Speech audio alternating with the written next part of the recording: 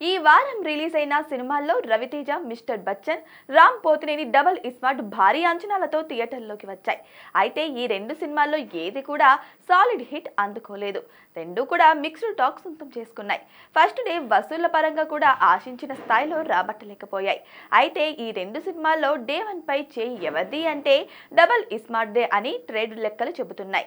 ఈ చిత్రం మొదటి రోజు 7 కోట్లకు పైగా షేర్ రాబట్టినట్లుగా చెబుతున్నారు. వరల్డ్ వైజ్ గా గ్రాస్ వచ్చేసి 12.45 కోట్లు రాబట్టినట్టుగా మేకర్స్ అధికారికంగా ప్రకటించారు.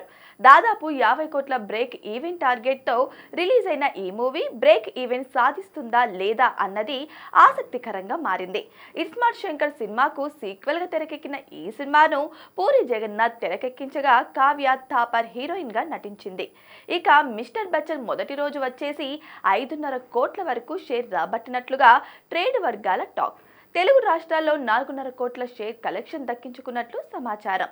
టోటల్ గా గ్రాస్ వచ్చేసి 10 కోట్లకు పైగా ఉంటుందని అంటున్నారు. బాలీవుడ్ మూవీ రైట్ రీమేక్ గా హరీష్ శంకర్ దర్శకత్వంలో తెరకెక్కిన మిస్టర్ బచ్చన్ దాదాపు 32 కోట్ల బ్రేక్ ఈవెన్ టార్గెట్ తో ప్రేక్షకుల ముందుకు వచ్చింది. ఈ సినిమాలో భాగ్యశ్రీ బోర్సే హీరోయిన్ గా నటించింది. ఇక విక్రమ్ తంగలాన్ వచ్చేసి వరల్డ్ వైజ్ గా 25 కోట్లకు పైగా గ్రాస్ వసూలు చేసిందని అంటున్నారు. ఈ సినిమాకు తమిళ్లో భారీ వసూలు వచ్చాయి. మరి ఈ వీకెండ్ వరకు ఏది నిలకడగా నిలబడుతుందో చూడాలి.